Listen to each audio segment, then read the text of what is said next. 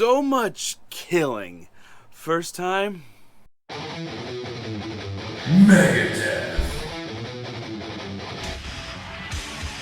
and Metallica.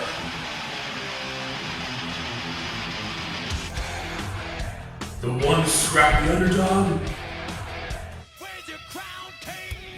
and the Metal Mount Olympus. Two of the greatest metal bands of all time, and one idiot on the internet will pit these two juggernauts head to head, album to album, song to song, to find out who truly is.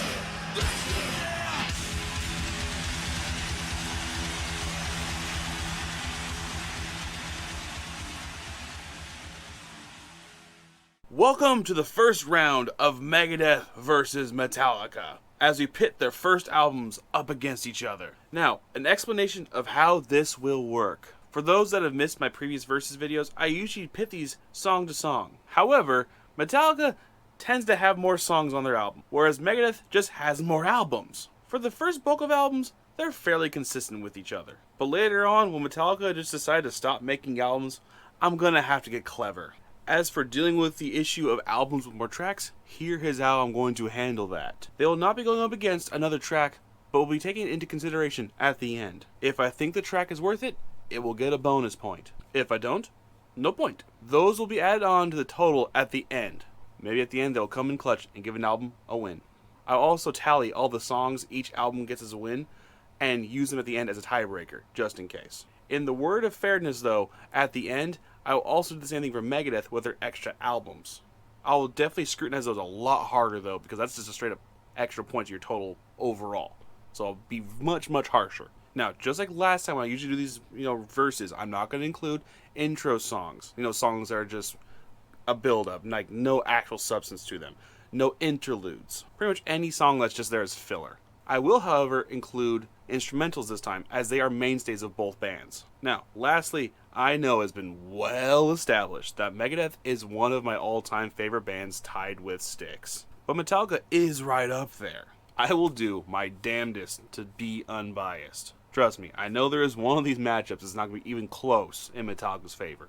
But for the first few albums, except for the one I just alluded to, are going to be some extreme slugfests. So without further ado, let's get into this. You'd have to think, Dave Mustaine, he just left Metallica. Here's the first song. What will I hear? I know, piano, said nobody. It does a great job though setting up the creepy atmosphere before giving way to Dave's early berserk playing style, given birth from his anger, the desire to be the fastest. It just doesn't stop, and it shows what thrash would come to be. Head on over to Hit the Lights, and even though they were nowhere near that level yet, it fits in with that huge stadium feel that they'd soon be selling out. The intro just gives off that huge feeling. I love every aspect of this song except the bounce in the chorus. Not saying it's bad, just to me, I don't feel it fits with the rest of the feel of the song, as the rest is just blistering all over your face. This one is close, but as an intro song and as a tone setter, this one goes to Megadeth. I know this isn't the right spot for Motorbreath, but for those who know these albums, have a feeling of what I'm going on here. We get the title track from Megadeth pretty early. It does slow down a bit after Last Rites, but the intricate running riff is a staple to their sound, along with the ever-evolving song style instead of following the standard formula. Motorbreath is a classics track that perfectly instills the feeling of just racing around. It is a thrash classic, and this will be the only time I mention this until it's actually very necessary, but I am very much aware that Dave helped write most of these songs. But in this ranking, I will not count that against them, because at the end of the day, they are Metallica songs, and I just love the feel of Motorbreath, and it ties it up. Now, this is going to be the first landslide victory. Don't worry, another's coming very soon. One song does not get anywhere near enough love from the fandom, whereas the other, to me, gets a bit too much. Vic Rattlehead's theme song is a badass romp that if you've not heard it, do it. As for Jump in the Fire, I've just never been a big fan of that main riff. The verse is better in my opinion, but this track has a slight feeling of silliness I don't feel really fits. Again, that's just me. Megadeth back on top. We won't waste much time here. One is a frankly stupid cover with some guilty pleasure qualities to it. The other is Anastasia. Alright, now this is a matchup. two high-velocity moshing songs. Everyone knows there's one rule in thrash. If you want to make a moshing anthem, you must state your name in the lyrics. We just happen to get both these to match up here. And this was one I really had to let my bias get out of the way. Because as much as I love Rattlehead, it's freaking Whiplash, man. This shit is hype. Chosen Ones is a very interesting song to me, as I feel it's completely different from the other tracks. It actually sounds like it would have fit right in on Kill 'Em All. It also reminds me, feeling-wise, of a song we'll get to when we get to Ride the Lightning. Like other songs on this album, though, it never loses its groove, even when it devolves into a pure shred fest. As for Phantom Lord, it starts off aggressive and never lets up. Whereas Chosen Ones was a shred fest, this one is a riff fest, and I love me some riffs. The only downside I will say, though, is I feel the clean section doesn't belong here, as it just comes straight out of left field. Maybe with a little more build up to it, it would have fit better, but this is a thing Metallica obviously will come to master in the future albums. Another pretty insane matchup, as two of my favorite songs from each band go head to head. And man, was it a toughie. To me, Looking Down the Cross is possibly the most underrated Megadeth song of all time. The atmosphere, the riffs, the continuous build up, and that payoff is one of the best out there. No Remorse ain't no slouch though. I love every riff in this song. It also has one of my favorite Metallica choruses ever. And it gave birth to the outro riff Metallica would stick on to many more in the future when playing live. But in this battle of songs, I have to give it to Megadeth.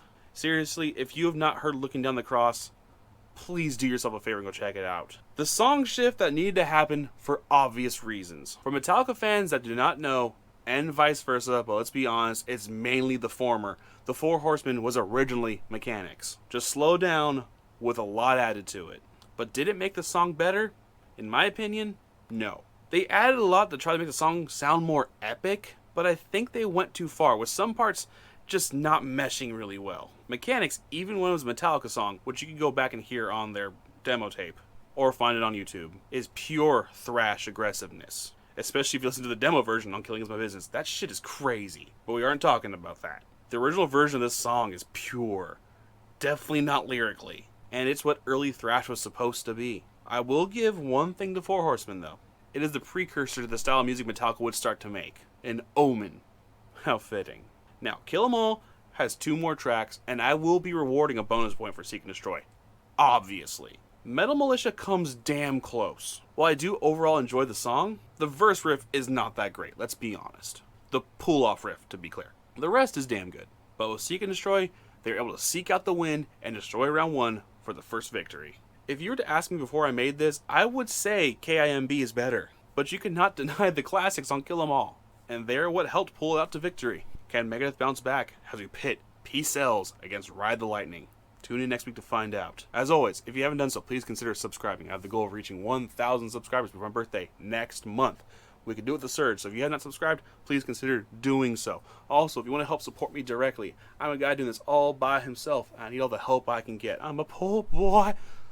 Patreon.com/Fenrirock. 3 different tiers. 3rd tier has merch. Just check out the different tiers. Just give them a glance. Have exclusive content over there. Have early access content over there. Have extended versions of copyright stuff, which you can't post on YouTube, but you're able to post on other websites. Quote, quote. Just stay tuned there. Patreon's going to be a fun place to be. Stay tuned. As always, though, the name is David, but you can call me Fenrirock. I am seriously still surprised, actually, how this one went. I told you my bias wouldn't matter. Take care. And y'all thought the first one was hard. Megadeth and Metallica.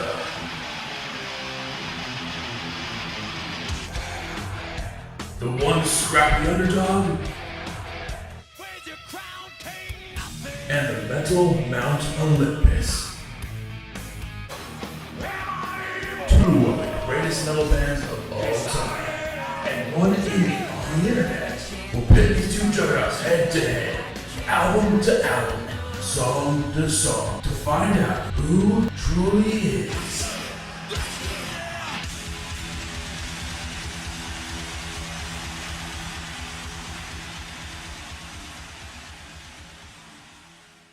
Yes, we are finally getting back to this series after a very long hiatus. I know it's been long enough that just follow the card here to go to the first episode, because it's been almost a year since we did this.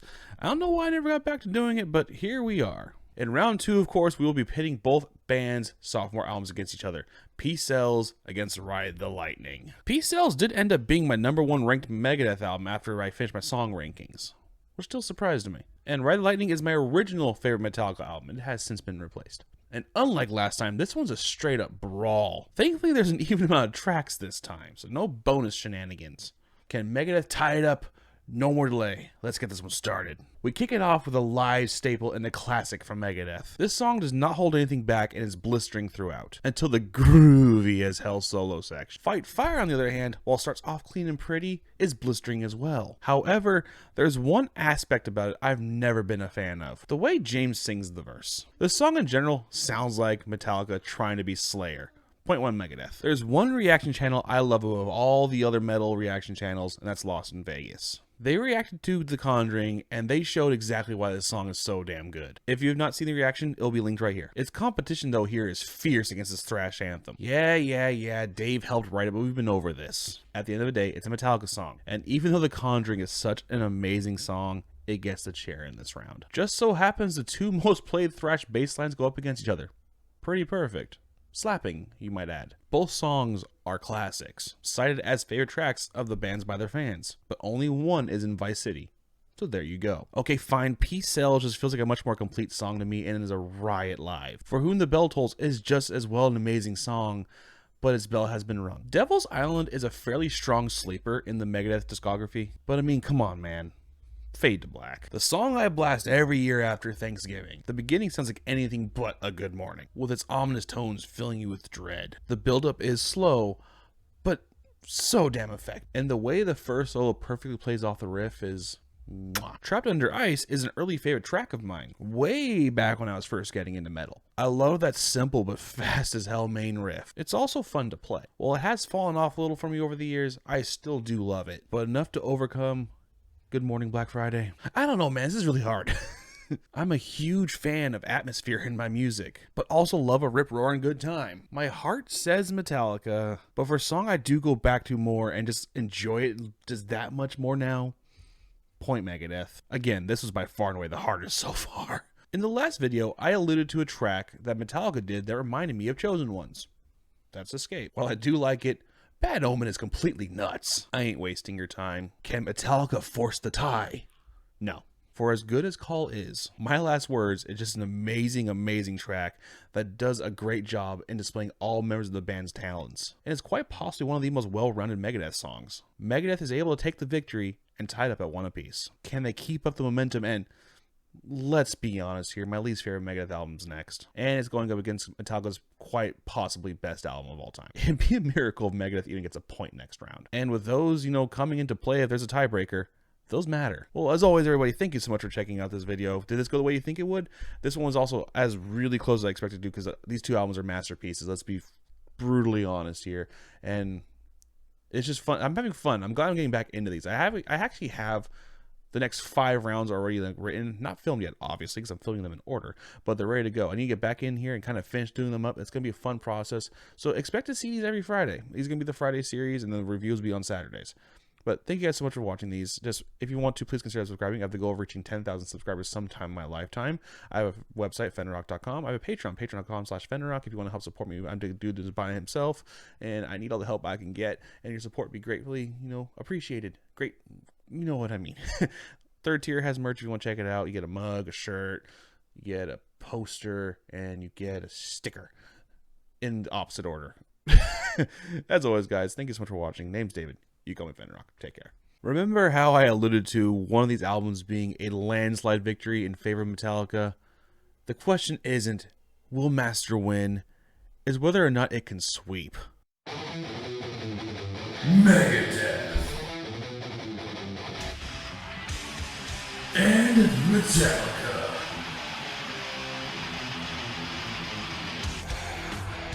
The one scrappy underdog and the Metal Mount Olympus.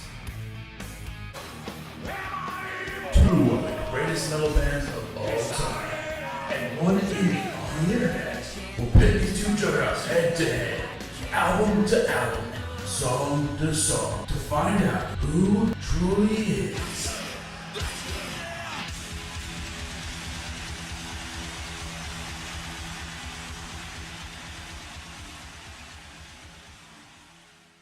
I won't carry this intro out for too long. One is my least favorite album from the band, and the other is one of the greatest albums of all time, even the greatest period considered by some of the fans. There's no sugarcoating that this will be a bloodbath, but whether or not Megadeth can avoid the sweep is the true mystery here. Let's get started.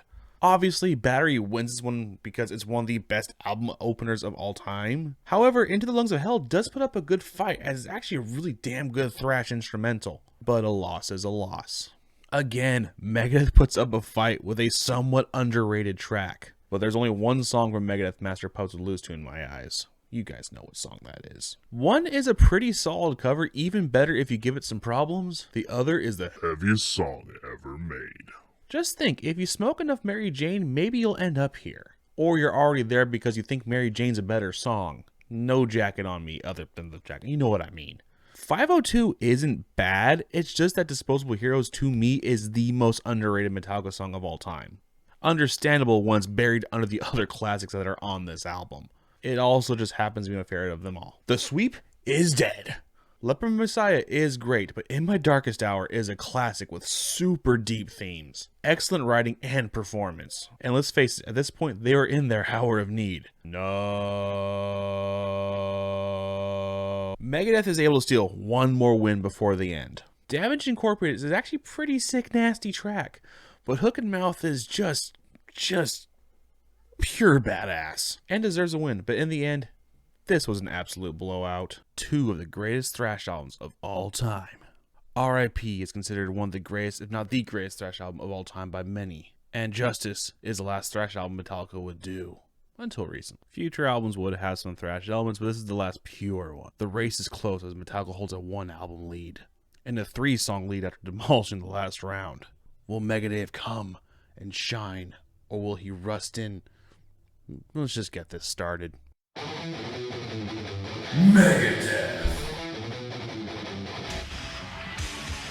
and Metallica.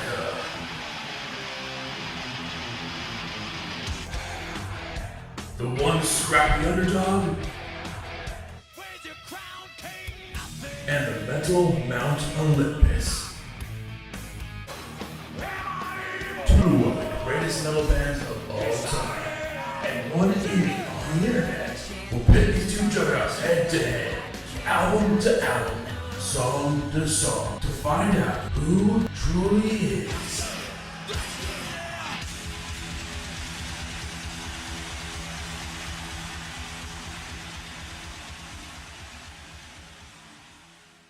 Blackened is a fantastic, amazing, almost as perfect of an opening song as you can get. However, remember how I said there's only one song that could beat Master of Puppets? Yeah. Holy Wars is just simply a perfect song. It's the thrash stairway to heaven. The pinnacle of an evolving structure instead of following the standard formula. In another way saying, 1-0 Megadeth. The Shredaholics anthem against the Justice System anthem. One of the most fun songs to play in Guitar Hero. Hangar 18 manages to keep the Nick Menza conspiracy theory lyrics to a minimum and just lets Marty and Dave just glow. It's so well known, in fact, that even my non-metalhead, non-Megadeth huge fan sister knows every Hangar 18 solo by heart. It came on in the car and she was singing with it. So proud. Justice is a solid song. However, I think it could have been shortened a little bit. It's a song I do listen to on occasion, and if it comes on shuffle, I don't, skip it, but I don't go seeking it out. You gotta love that pedaling opener for Beholder. The song as a whole just has a slow, heavy chug that just really gets your head a-bobbing. Where the song does fall flat for me, though, is, the chorus and pre-chorus sections. The riffs, they're just meh. The vocal melodies, though, are a great contrast. Take No Prisoners, takes no prisoners. You should see the pits that this song generates. The riffs aren't complex, but they're flying right at you. It also just doesn't overstay its welcome. It gets in, thrashes your face off, and bounces. Megadeth with a commanding 3-0 lead. Five Magics is a great song, but one is up there with Master of Puppets and Holy Wars as one of the greatest thrash songs of all time. Perfectly paced with a gripping subject, but one on the scoreboard. Between the haunting bass opening to some of my favorite Megadeth riffs, Poison Was a Cure is a thrash-tastic time that if you're trying to speed up your playing, is a great song to learn. The Shortest Straw has one of the best Metallica choruses.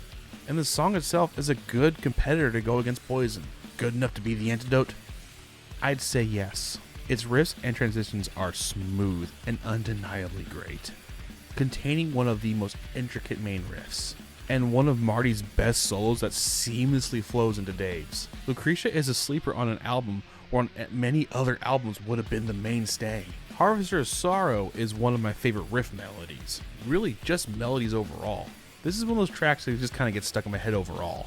Lucretia was very, very close to taking this one, and part of me really wants it to, but it will feel sorrow. Tornado of Souls not only contains, to me, Marty's best solo, but frankly, it's one of the best solos of all time. People will say now that's overhyped, it gets so much love, just stop it. Now, yes, when people make fun of Dave's voice, this is the song people really point to, especially live. The rest of it, though, is just far too powerful to be taken down. But man, Frayed Ends comes so close. This song has great potential to take down Tornado, but it's a bit too bloated, especially towards the end of it. Megadeth back on top. Is Dawn Patrol just a bassist, chunky, wet dream? Yeah. Is there anything wrong with that? Abso-freaking-lutely not. To Live Is to Die on Contrast is 10 minutes of just instrumental filler. This is the one I think will really piss people off, but I don't care. While it's beyond simplistic, Dawn Patrol does an amazing thing that I hold in high regard when I do reviews or anything. Atmosphere. It just purely pours the atmosphere of the album down your throat. To Live feels more like a reprise because it has a lot of elements from other tracks. And in my opinion, is one of, if not the weakest instrumental from Metallica. As I go through this journey, I'll get a refresher on that. Perfect example of quality over quantity. With this win, Megadeth takes the round, but there's one more track. Closing out, we get the chaotic title track, Rust in Peace, Polaris, and the Cat. This song is absolutely nuts. The main riff is groovy as all get out. Now, Dyer's Eve is a perfect song to go against Rust. It's just as nuts with its speed. These two tracks actually really serve the same purpose. However, RAP takes it as that main riff just takes it over the top. Dyer's Eve, though, has a killer solo. With this win, not only did Megadeth tie up the albums, they've also tied up the song count. This was definitely the tightest round so far, despite the score. Just the little nuances of RIP helped it, and just had it saying RIP to Justice. The next one, though, is probably the biggest battle of them all, as we pit the two biggest and most popular albums from both bands, Countdown to Extinction against Metallica. What? It's not called the Black Album. For confusion's sake, we'll call it the Black Album, okay? I think this is the point where the gloves are officially coming off. Megadeth and Metallica.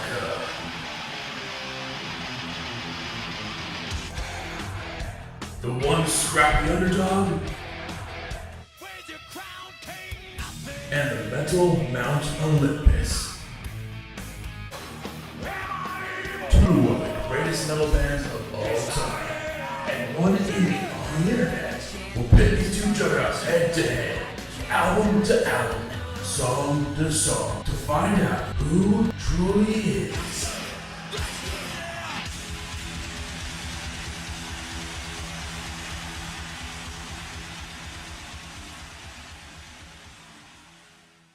My personal favorite Megadeth album is now up against probably one of, if not the biggest album in the history of music, metal, and all of the above. It is the album that blew Metallica up into the stratosphere. Everything is right in the cosmos that these two are up against each other. This one was the hardest by a long shot, and I'm sure there are going to be decisions in this that really piss people off. Just remember that this is all in good fun. I love both of these bands, so it's all just for fun. To the death. Is Enter Sandman one of the biggest songs of all time? Yes. Is Enter Sandman the most instantly recognized Metallica song? Yes. Is it fun to play? Again, yes. But Skin of My Teeth is even more fun. Has some of the smoothest riffs and transitions you'll ever hear, and a severely underrated solo. And to me, it's just a better song. I'm not in any way, shape, or form denying the glory of Enter Sandman. but Skin of My Teeth wins by the, you know. Take everything I said about Enter Sandman and apply it to Symphony of Destruction from Megadeth, and there you go. As heavy and melodic as that song is, Sad But True is one of the most in-your-face, loudest, pulse-pounding songs of all time. I love Symphony, but it loses here. It's sad, but true. I can't help myself. This is the song that's responsible for dropping Countdown out of my rankings from the first spot. I just never really clicked with it. Holier Than Thou is pretty straightforward, but it has a talk box. And James says crap. It wins. Man, this is as perfect of a matchup as you can get. One song has a deep personal meaning to its band members in the country. The other went in a new direction and spawned a trilogy. Full disclosure, this is actually my second favorite Unforgiven. Can you guess which one the first is? One of Kirk's best solos is found within this track, which they're pretty trying to beat out of him. However, to me, Foreclosure is just a better song. It does a perfect job of balancing a ballad-style song without going too soft, and still maintains thrash elements. Controversial pick, I'm sure, but you'll forgive me. Are you feeling paranoid? Look, Sweating Bullets wins, okay? It is just a fun, wacky, grand old time, and plays off its theme flawlessly. For Rome, beyond the main riff, this song is overrated. And before the pitch bearers start, overrated does not mean bad. Do I scream this song every time it comes on the radio? Abso-freaking-lutely, yes. But Sweating Bullets is just a better song, to me. This Was My Life is one of the heaviest Megadeth tracks that no one really talks about. The same goes for Don't Tread On Me. Both songs bring serious chug. Now, I'm not sure if it's really been stated or confirmed, it could be somewhere, but Don't Tread On Me can really be seen as the title track for this album. Call it a hunch. Don't Tread wins, but just by this much. Now, the more obvious title track, Countdown, is a great song that is mainly forgotten by the mainstay audience, which is odd for a title track, but it is a fantastic song. The melodies on all fronts are solid throughout, with one of the best choruses on the album. Through the Never is much more straightforward. It's a solid and great song, but Countdown takes it. Talk about polar opposite tracks. While High Speed Dirt is a pretty underrated gem from Megadeth, Nothing Else Matters is one of the most well-composed tracks, and it deserves all of its love. In the end, wear a damn parachute when you're skydiving, please. Nothing else matters at that point. Another one of Megadeth's heavy songs, and again, it doesn't get enough attention. It combines the heavy with a solid as hell groove, even bringing wah pedal to the equation. Kirk's not gonna like that. Back when I was first getting into Metallica, Of Wolf and Man was actually one of my favorite tracks, and it's actually a perfect matchup for Psychotron, as it too is heavy and groovy. This one is close, and Psychotron puts on a pretty solid fight, but I mean, the song has Wolf in the title. It fits. Captive Honor is an absolutely just insane song. Creepy soft opening giving way to that wonderful, beautiful courtroom scene, and then all just getting blown away by a truly badass song. Frankly, beyond the cool intro, I'm not really a big fan of The God That Failed. It emphasizes the main issue a lot of people cite when discussing the Black Album. Open-y, open-y, open-y, open-y, lots of open E's. And the chorus is just kind of there. Megadeth ties it back up. I'm going to give My Friend and Misery a chance. And there it went. I'm sorry, but Ashes in Your Mouth is a metal mastery of riffhood, and it's one of my favorite songs of all time. So, even without bias, I just really do think Ashes in Your Mouth is a better song. Metallica does have a bonus track up the sleeve, The Struggle Within, but I just don't think it's enough to earn its own free point in this challenge. It being a fun song just doesn't earn you a free point.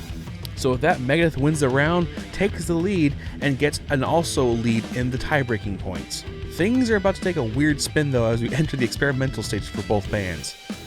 You're going to want to get a load of that. Two of the band's most overlooked albums, having the metal elitists in shock and horror as their gods move on to a much more grungy sound. Straight up, I love these albums.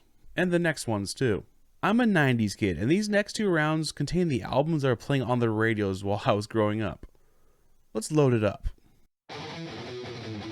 Megadeth and Metallica.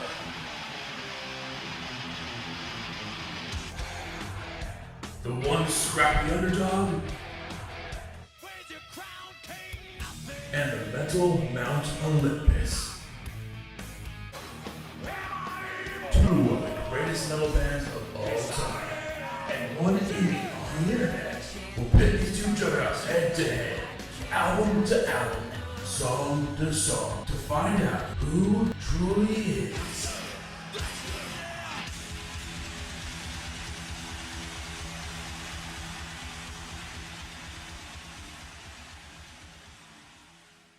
I don't want to sound like a BuzzFeed article, but you won't believe this one. It gets wild. Reckoning Day is the epitome of a song that I much more enjoy live. The album version sounds just flat and has nothing to do with the tuning of the song. Ain't My Bitch has a very satisfying bounce to it. It's a little bit silly in places, but who cares? Ain't my bitch. Train of Consequences does a great job making you feel like you're on a train with the chicka chickas. The only flaw I really have with it though is I feel like Dave kind of oversings the verse. It's more of a song I really think would fit modern day Megadeth. Modern day, just grovelly Dave would be perfect. Metallica here really appears to be doing their Pantera impression with how southern rock the riffs feel. This song actually really is the first one that really starts giving off that southern rock vibe, and well, it fits.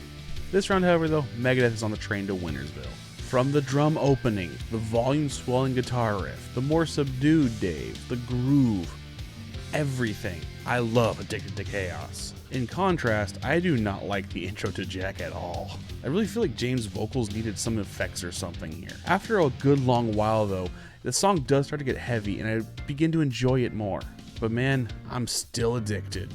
I will send some praise to Until It Sleeps. I feel like the song gets a lot of unwarranted hate and I for one truly enjoy it.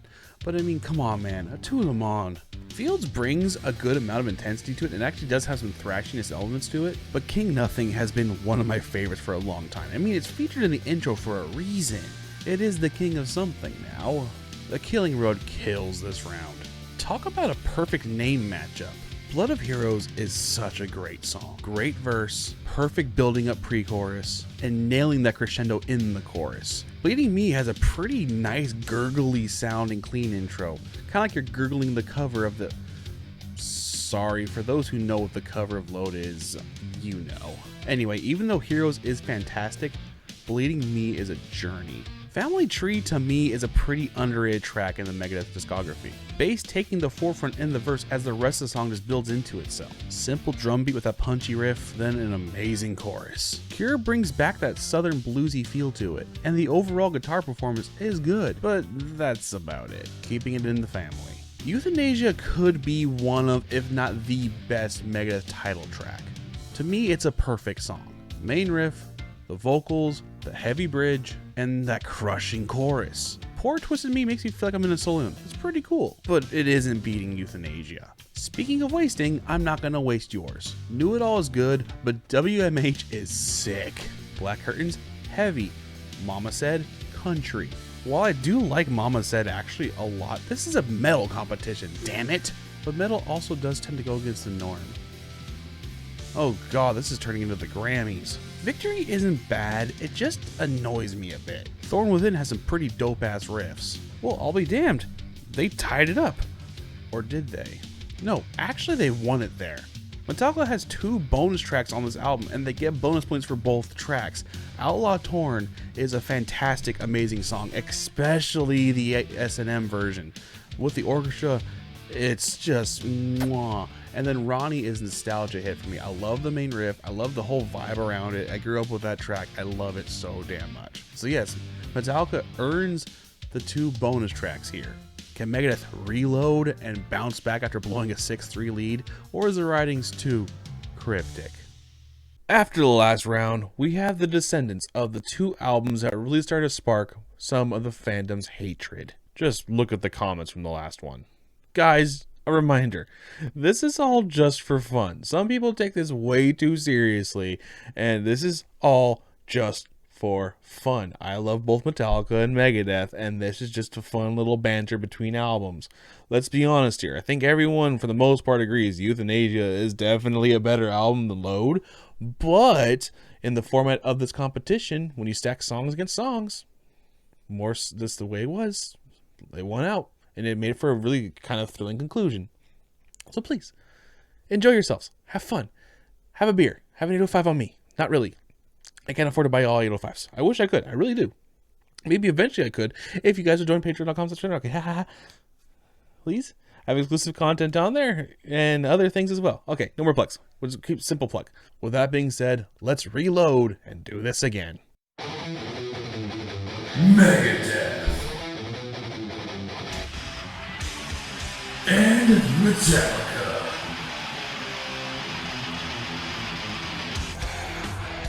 The one scrappy underdog and the Metal Mount Olympus.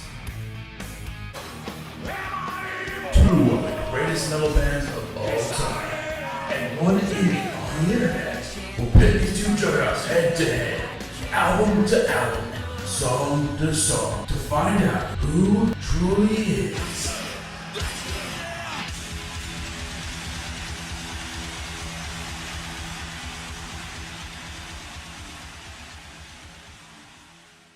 The first round of this battle goes off. These two songs are on complete opposite styles, but equally iconic. Trust is the perfect album opener with the way it builds up, the fantastic main riff, relatable subject matter, and it's just amazing. Fuel is also a perfect album opener, as it's just a rip-roaring good time, and it's just an ass-kicking from, it just goes. This one is extremely tough, but I think I'm going to go with Trust. The song to me just doesn't have any flaws and flows perfectly. With Fuel, the only part I really feel doesn't fit and kind of throws off the flow is the bridge where it slows down. It just do do do do do do do do. That's the over that again. It's not bad, not saying that whatsoever. It's just when you have to be nitpicky when you're trying to pick a winner, that's what you got to do. It is a major nitpick, but sometimes it's what the brain has to do. Flipping the script, I'll be more than almost honest. The Memory Remain wins this round. Now, I love Almost Honest a lot, actually. Every time I pick up my guitar, one of the little warm-up riffs is actually playing the Almost Honest riff. It's a great little rolling finger trick on that really helps, help dexterity. Now, Memory is iconic for its video and the spoopy AF outro. It's just an awesome package. Now, Devil's Dance has some extreme sexiness to it, but Use the Man is a super slept on acoustic piece for Megadeth. It is the one riff transition thing flawlessly. When you have one main riff and it develops throughout the song, it's just on perfect display here. If you haven't heard it, go check it out. Remember back when we did, Unforgiven 1, and I said I actually have a different other trilogy as my favorite Unforgiven? This is it. Now, nostalgia is a massive part of it. Remember, these are the albums that were on the radio when I was listening to the radio. But the little slight country twang to it, a badass replay on the chorus, and just some general heaviness. I love it. Mastermind is a solid track, but the Unforgiven evens the score at 2. So many fans say the bands didn't do thrash in this era. They clearly never heard the Disintegrators. It's basically this album's Fuel. It just kicks straight up ass. Better Than You's main riff really makes you think of Ain't My Bitch. The chorus hits hard and uses a talk box. Always a plus, but this round goes to Death. Slither is done the disservice of sharing the same title as the far superior Velvet Revolver track, so no one ever really thinks of it. Don't come on here saying you do, don't lie. What it does have going in its favor though is it's going up against the Risk Prototype song I'll Get Even. I just don't like this track at all. This round really is a crapshoot. I will give the edge though to I'll Get Even. It has more elements that I like the solo and the bridge. Those are actually both really solid portions of the song. Kind of really says I'll Get Even. For those who watch the Megadeth song rankings, you know what I'm about to say. Say it with me, folks. They put the wrong version on the album. Half tempted to give Metallica the point on Merit Alone, but no. Carpe Diem has some very enjoyable moments, mainly the riffs, but the vocals and lyrics just do not do it for me. At least in actuality, Sin isn't that different from Evil. And it's still good, but it could have been so much better. If you haven't heard the remastered version of Cryptic Writings that has the original version, Evil That's Within, it's just better. A lot of people don't like Secret Place.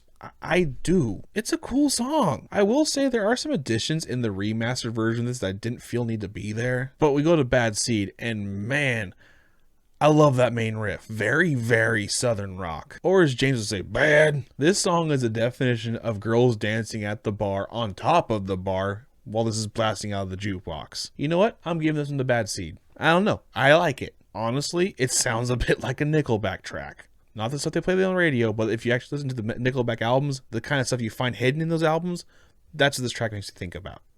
Some people are going to hate that, but I don't give a damn. The wheels on the bus go round and round. Prince Charming is another case of really cool guitar performance, and the rest just does not do it for me. Plus, it's going up against She-Wolf, so come on. This is starting to get bad. Vortex has a pretty solid riff going for it, but it has a pretty non-fitting verse style. There's kind of a snooze fest. It just doesn't really fit it. It gets better as the song progresses, though. Low Man's lyrics sounds like it could have been a solo project from James. It probably should have just been a solo project from James. I'm just sorry, but nuh-uh. Say it with me again. They put the wrong version on the album. And this time, it does make a huge difference. I love Bullprick. Not a huge fan of Fight for Freedom. Attitude has, well, attitude, and does more than enough to get the point here. Now, I will give a bonus point for Fixer. It's a pretty cool bluesy metal time that I thoroughly enjoy. However, this one was an absolute blowout. I honestly thought this one was going to be closer, especially after the last round, which everyone loved so much. Now, the next round, let's be honest, is going to suck. Now we're going to make a joke about it because it already is a joke in itself. It's Risk versus Saint Anger. God help us all. Oh, buddy. This is going to be a slog. Megadeth and Metallica.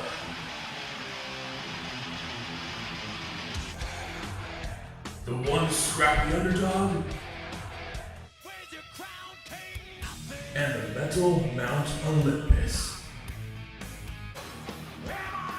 Two of the greatest metal bands of all time, and one idiot on the internet will pit these two juggernauts head to head, album to album, song to song, to find out who truly is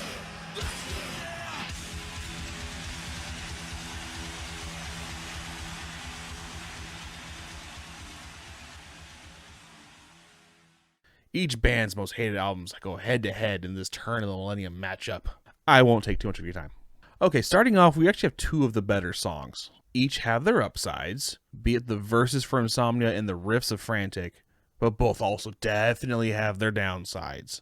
Insomnia's subpar chorus and the Birth of Days stage. And of course, Frantic tick tick tick tick tick tick tick tick tick tick tick tick tick tick tick tick tick tick tick. Overall, to me though, Frantic is just a better song. Prince of Darkness is another actual example of a not a bad song. In fact, Megadeth still uses the intro to the song in their live shows to this day. While the track does have good points in it, it's definitely filled with much more annoyances. Saint Anger, on the other hand, is actually a track I fully enjoy. For those who live in the Bay Area, you know this. 107.7 The Bone still plays this track to this day. The main issue in this one, though, is that Lars's, lovely drum tone is on full display in this one. But it's not enough to take this one down, so Metallica goes up too. One is a track that's made to pump up sports fans, and one is more known as a movie title. Crush 'Em is a song I fully enjoy, especially the chorus. Some Kind of Monster feels fittingly very, very disjointed. Breadline is just so damn soft, not in its subject matter, in just its sound overall. I know that it does have its followings though, which was very evident in my song rankings. But while I don't dislike the song itself, I just don't really like it as a Megadeth track. It sounds more like Collective Soul, which would be awesome. Dirty Window though has terrible tones aplenty. Lars turned the trash can up to 11. The song really isn't that bad, but the snare is just too damn distracting to enjoy it. That and the judge jury part's kind of odd. This one is a toss-up. I'm going to give it to Breadline because at least it is listen-toable. The beginning of Doctor is very dark, and I love it. Gives us some old school thrash vibes in the build-up. And then Dave starts to sing. Thankfully, it doesn't stay cringe for too long as it really evolves into more of a groovy melody. Invisible Kid is another track that actually sounds pretty damn good, but it's ruined by that goddamn snare. This is the last time I'm going to mention it. Just apply it to everything from now on. The vocal melodies definitely have more of a 90s pop punk vibe to it. This one's a toss-up as well, but for better reasons than the last round, which is a plus. Invisible Kid gets it though, as it has more enjoyable parts and just generally kicks ass. Other than the live in Argentina version, I just do not like I'll Be There. On the other hand though, My World might be one of the worst produced tracks on this album. The plectrum scrapes are louder than the guitar at parts. You know, when you're just strumming along, you hear the pink, pink, pink, pink, pink. It's obnoxious. My World only gets the points because there's more parts in here that I think are okay, but this round sucks. I love Wanderlust because this song just brings the energy, especially the bridge. I love that part. Shoot me again. I swear James is just trying to put me to sleep in that verse. Then coming back with that terrible shoot me again scattiness. Just a whole lot of nah. Yay, another good matchup.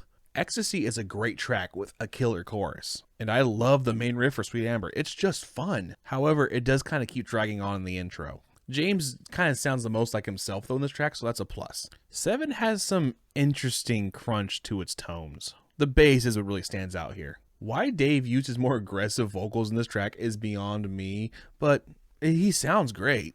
The bridge is also fun as hell. It goes more groovy jazz on us. It's nice. The Unnamed can't decide on its feeling. There are parts I enjoy, but 7 gets this. Time the Beginning is one of my favorite all-time Megadeth tracks. To me, it's their best of all time acoustic song. Purify actually starts off pretty fantastic, and then the verse starts, and yeah. So it comes down to the final songs. How fitting. In contrast to the beginning, the end has never really done it for me. It isn't bad, it just tries too hard to beat the clock. It does do a good job though of displaying the helplessness of trying to defeat time. The outro is great as well. The song just doesn't feel complete. Lucky for it, it's going up against this in full force. Jesus Christ, I know I said I wasn't going to mention it, but it's so obnoxious in this song. Lars forced my hand. This song has potential to be great, but it is all over the place to its detriment. I'd be interested if they'd actually come back and revisit this song and fix it, because as it stands, it managed to lose them this round. The battle was just within their hands, but in the end, it was lost to time. We had to take a bit of a jump forward from Megadeth here, as Metallica took an extended break from making albums. But this is really a good matchup, because these albums are seen as the two bands getting back to, well, them. Also, I'm really fond of these two albums because these two came out right when I was really starting to get into metal, midway through high school. So let's do this. Megadeth and Metallica.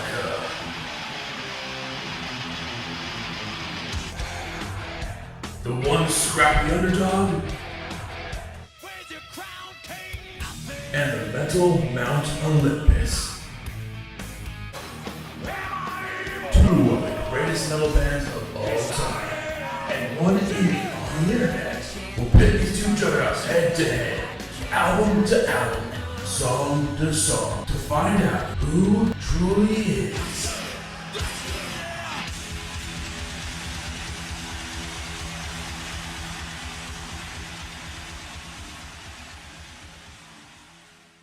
This one starts off with one hell of a matchup. Sleepwalker starts slow but brings on the pedal riffs full force, also containing some pretty exotic subject matters.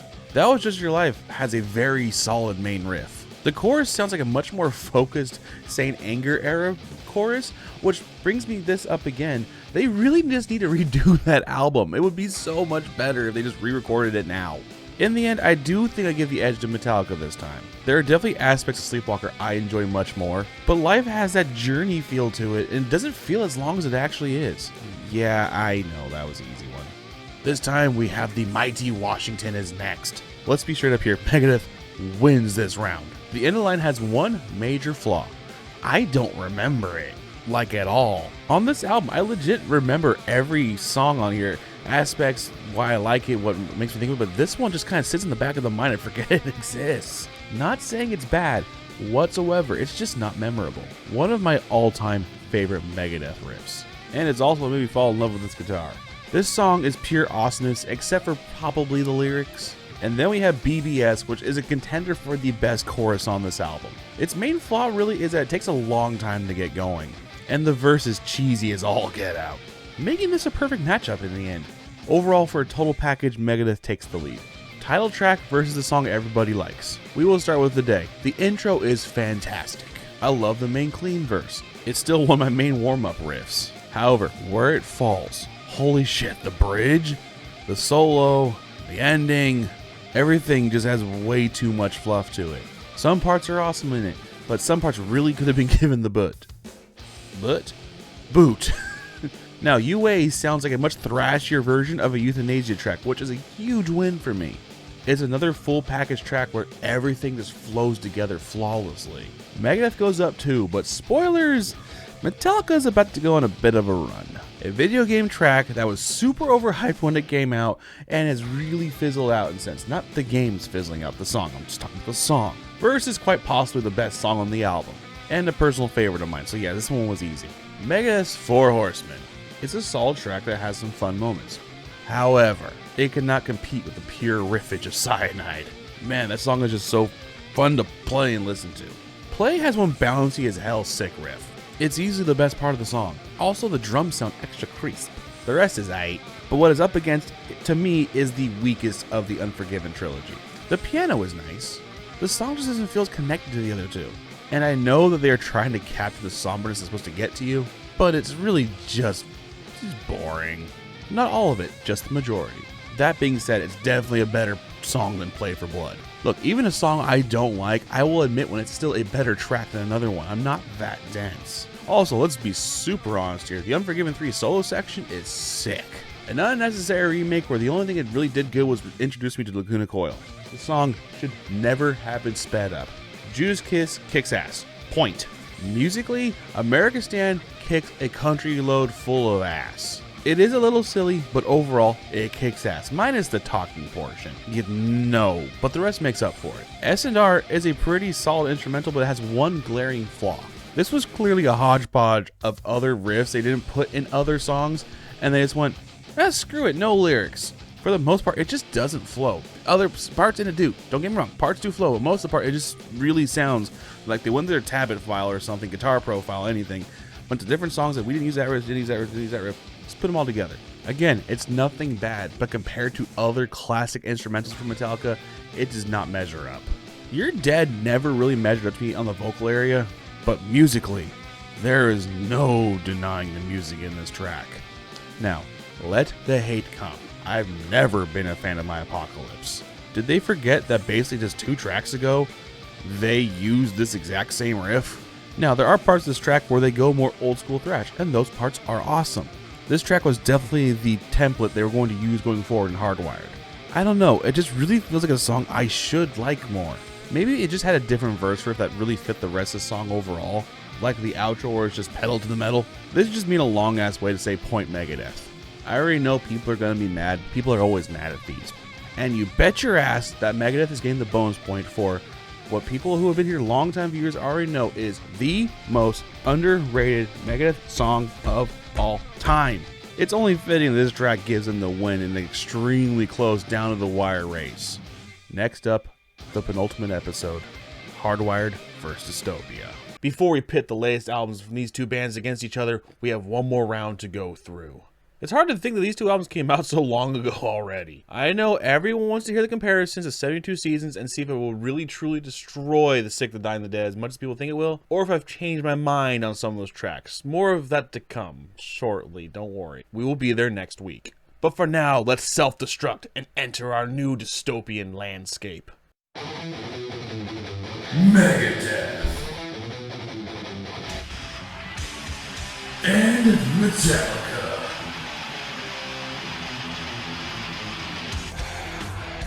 The one scrappy underdog and the Metal Mount Olympus. 2 of the greatest metal bands of all time, and one idiot on the internet will pit these 2 juggernauts head to head, album to album, song to song, to find out who truly is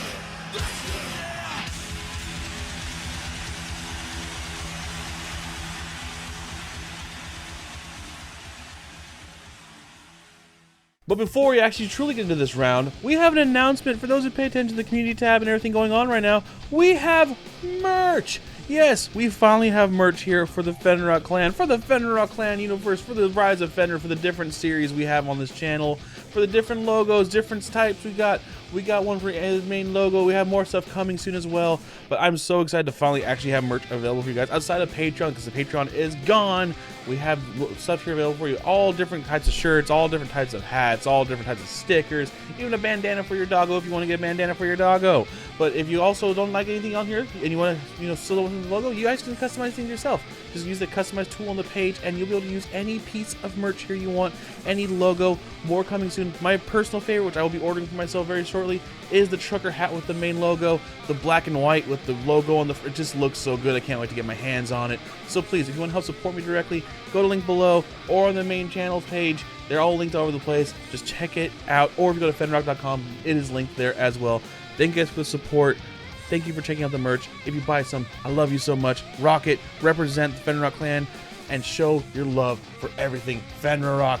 Let's get into the video. What both intro tracks do extremely well is set the tones of the albums, you know, like an intro track should. The threat is more than real here as we get a perfect blend of modern Megadeth thrash. This vocal range, for me, is Dave at his best. I love him singing this lower register and kind of wish he would use this when singing older songs as well, especially live, instead of doing whatever he's attempting to do. I love you, Dave, but Tornado Souls is rough, man. And the riffs during the solo are classically groovy as well. Hardwired is a solid track as well. However, the chorus is far too teenage angsty for dudes who are old enough where their grandchildren could be teenagers. Shame, as is a letdown for his track that's otherwise a great thrash open. Dystopia sounds like, musically at least, a Hangar 18 Part 3. Has a very similar structure in its riffs, and it's just overall just form. I love it. And man, the riffs and the second half, again, go full Hangar head bopping. Now, I know I'm gonna get shit for this, but I don't care. I've always felt like Atlas Rise has gotten a little bit too much hype behind it. I'm not, I hate having to clarify this every single time. I'm not saying it's bad whatsoever. But man, people were acting like this was the second coming when it came out. The main riff is great. And the chorus is cool, even though I do kind of feel like it should have been cut in half, like end on the first Atlas Rise. Repeating it, you lose a bit of the punch when you repeat, in my opinion. The harmony solo sections are great as well, as you'd expect in the movie. The outro also kind of outstays itself, bringing back a riff that I mentioned in the 72 Seasons review, that very classic riff. They used it here as well. I told you guys, they used it a lot. I used it a lot. My band back in the day, we used that riff a lot. Classic example, our song Serpent in the Sun. Same, it's a classic thrash structure for a reason, because it works. Fatal Illusion is a song I really liked a lot more back when it came out, but it's actually faded a bit into, well, illusion as it's moved on. The intro takes a little bit too long, especially when you know what's coming, that bass riff that you just want to thrash out to, when the guitar harmonizes with that riff, it just, you want that off the get-go. This track sounds like it's straight from System has Failed, by the way. And also, once again, the changing riffs, chef's kiss. Now that we're dead, it's a track I love since day one. The slow, simple chugging groove always gets me. The song is the definition of smooth, fitting together just so nicely. Such a great song. Moth into Flame, to me, unlike Atlas, got all the praise it deserved. An instant thrash classic that just hits the spot. Some will hate me for saying this, but if you haven't been paying attention or you're new here, again, I don't care. I wish they would do a recorded version with Gaga. The live version with Gaga kicks ass, especially when you realize like the mics were out, they couldn't hear themselves, and oh, eat your heart out, Mariah Carey. For those who don't understand that, those who know. It's, oh man, New Year's was crazy. Death is a cool track in its own right, but Moth is straight flames. Bullet has a very uneasy feel to it, perfectly encapturing its subject matter. Song is dark as hell in all the best ways. Death No More really seems like, or I'm pretty sure it was confirmed to be the thing that should not be part 2. It just didn't hit the mark for me. It does remind me a bit more so of Loch Ness from Judas Priest, which in itself is awesome. Still a great track, but Bullet sticks it in my brain. Post American World feels like a track I should like more, but it just, I don't know, never resonated with me. Plus, Dave, how many times are we going to do the same chromatic riff over and over again? 1,000 Times Goodbye, this song, Letting of the Blind, like, he loves his 0, 4, 3, 2, 1. He just loves counting down. Again, New Year's, I guess. Halo on Fire is gorgeous. Enough said. Okay, now this is a matchup. Shadow's amazing symphony-styled intro, giving way to that Stephen King, Edgar Allan Poe fever dream of a song. It's just perfection. Confusion is a fantastic song as well, covering a subject matter this band has covered in great success over and over again. This round is extremely close, but in the end, it goes to Poisonous Shadows. And here is where things kind of start to tilt one way. It's pretty well known that Hardwired to Self-Destruct is extremely front-loaded, minus a certain song we'll get to. Conquer or Die is just the song Dave let Kiko go off, and man, did he go off. The main riff of Man Unkind is groovy, that's about it. Lying in State comes firing out of a cannon and just completely melts off your face. Every second just makes you want to move. Then here comes Revenge, and it tries. It has great moments, but man, that chorus is awful. The track just feels very disjointed. Okay, the Emperor gives Hardwired a chance, because man, Emperor is a very strange track. The opening is silly, the pre-chorus tries to go a little more sinister, then the chorus is just ass. And by Savage has some fittingly well savage parts. The intro, the riffs, but the verse kind of reminds me of some of the not so great moments in Load Reload era. The pre-chorus is better. Then the second pre-chorus, they try to get cut with a little plucky thing, and then finally the chorus does the classic building a crescendo to build it back into the main riff. But it doesn't really have the impact I feel it should. What wins this round for them though is when they start to chug. Oh, the chugs. Now, Metallica has a real chance to come back here as they have 2 bonus tracks in this one. Remember, I don't count covers. Do they get a point for Murder 1? Of course. 1, it kicks ass. 2, it's about Lemmy. And you already know they're getting a bonus point for Spit Out the Bone. It's a top 5 Metallica track for me. It makes a real strong case for number 1. Maybe.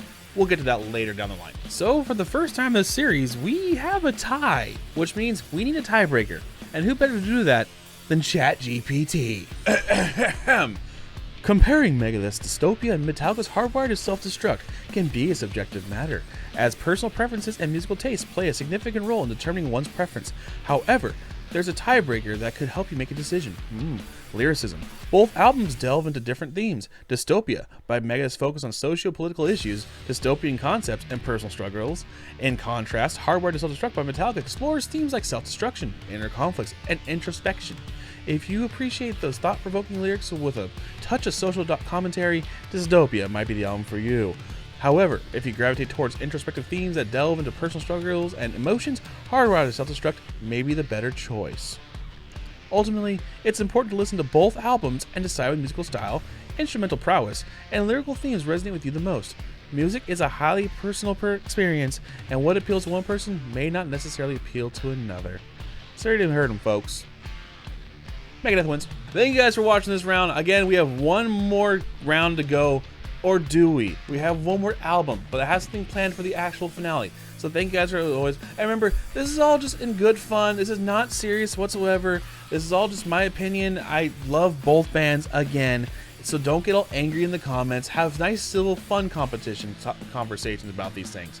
It's, you know, like nice, happy chat back and forth is fun. If people start calling each other idiots, you go bye-bye. Okay? I love y'all so much. As always, name's David. You can call me Fenrirock. If you want to support the Fenrirock clan, again, please check out the merch store. Or if you want to help support me directly right here in YouTube land, join the memberships. There's 3 different tiers. They all have their own little perks with them. Please check out, join the Fenrirock clan. Become a Drenga Rock, a Yarlow Rock, or an Acer Rock. Become a god.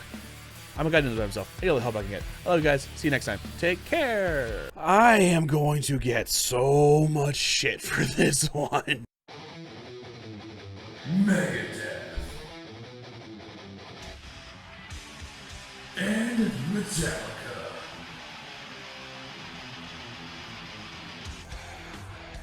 The one scrappy underdog and the Metal Mount Olympus.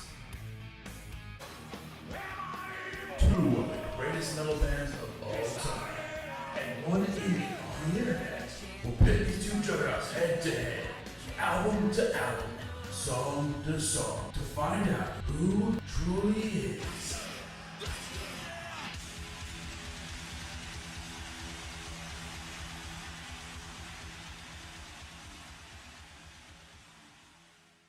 Well, here we are.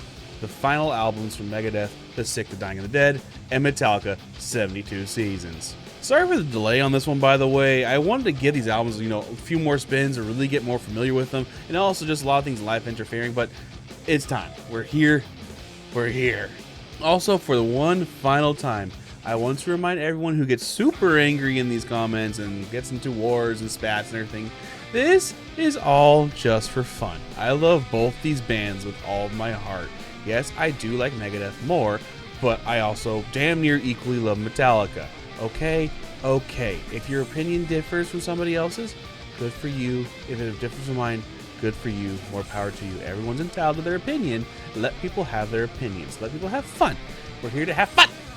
Anyway, Let's start this. Man, I want to play Bloodborne every time I see this Megadeth cover. The intro has similar sounds in the cleans to The World Needs a Hero, which evolves into the more Kiko era Megadeth stuff. The riffs are sick, of course, but Dave's little yeah, it's driving me nuts. I don't like them. They just feel lazy. Otherwise, I love every single bit of this song. And then Metallica comes out slamming out of the gate with one of my favorite tracks on the album. It's classic nonstop and has a monster of a chorus. The song has not lost its impact on me from my first listen. I mean, even the Panthers play this song on the SAP Center when they're playing their games. I mean, come on. It's a great pump-up song. It just is. It's a great pump-up that gets in the early lead. Life in Hell? More like Life in Riff. The guitar work, like most modern Megadeth stuff, stands out. While I love the sound of the drumming, there are more beats than Boot Cat Booty Cat.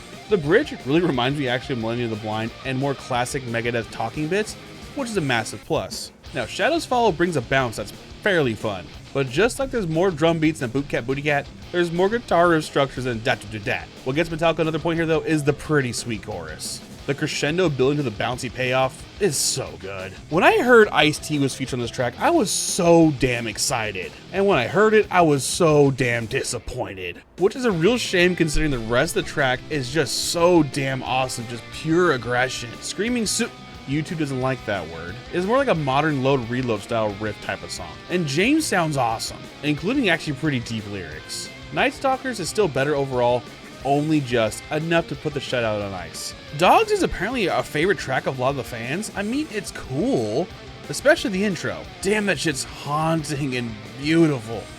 But once the song proper kicks in, what the hell happened?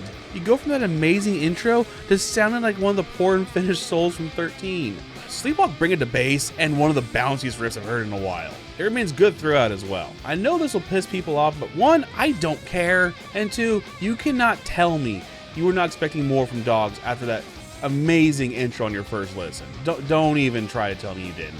That alone makes this the most disappointing track to me. Shame. Sacrifice reminds me of Cryptic Writings. Hell yeah. You Must Burn also talks about witches. Coincidence? I think not. Sacrifice is just cool to me overall. To this day, I hate the intro to Junkie and the Junkie part. Now, let me be clear. I hate that part in the recording. I've just never really been a big fan of when bands put live style bits into recorded songs. If those who've been here long enough know, my main arch nemesis is freaking hand claps in songs. Just unless it's a dance track, fine. In rock music, no freaking claps on the record. See, because live, the just sounds like something you'd ad-lib. Otherwise, this song kicks ass. This song was proof, though, that people really only latch onto the negative things you say in an album review. You can say so many positive things. 99% of the things you say are positive, but the 1% you suddenly despise and hate this album. Whatever. Lux Aeterna is an anomaly. I hold on to this as well to this day, that the Lux Aeterna main riff does not sound like a main riff to me to start off with, but as the song goes on, it feels like it just builds up. Like, it doesn't change at all, but just, I don't know what it is. It's weird. Intro, when they first play it, it just sounds super thin and uninspired. But when you get it later as it comes back and throughout the song and everything, it just sounds fuller and better. It's weird, but it works. But there is just no escaping how much that solo kills the song. Junkie wins. Killing Time reminds me of System in the verse and the good parts of 13 in the chorus. It's a mix that does work. Also, the bridge solo section is awesome. Apparently, some folks don't like Crown. Now, I'll agree. The intro is a little weak. Using an extension of the one-step connection riff, come on. However, the main riff slams, and the chorus is sweet. Something that's got in my eye. Not sweet enough to kill time, though. Okay, this is by far and away the best matchup on the album. Soldier On kicks ass. Chasing Light kicks ass. Both songs have kick-ass choruses. I will give the edge to Chasing Light. It is extremely close, the closest matchup of the album so far. Almost too close to truly choose, but just enough space to see the light.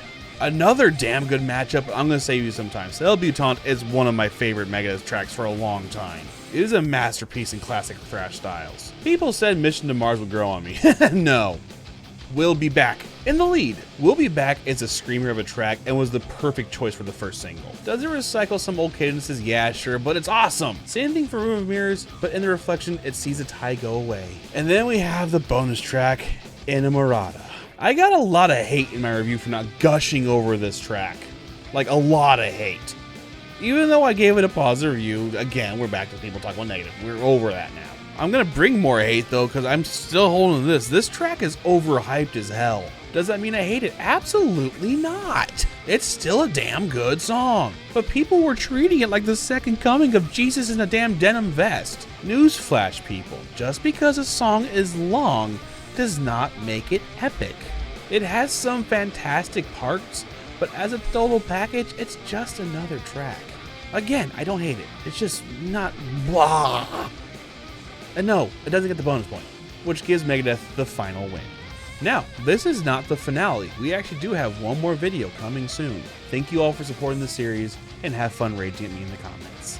I'd like to thank you guys so much for checking out this video. Next to me, you'll see 2 videos available along with channels you can subscribe to. If you want to support me directly, go down below, click the join button, join the Fenrirock clan. All 3 tiers have perks. Check out the perks. If you want to support me directly, I have merch. Check out the links below for merch like this shirt and also the hat you guys saw me. As always, name's David. You can call me Fenrirock. Thank you so much. Take care.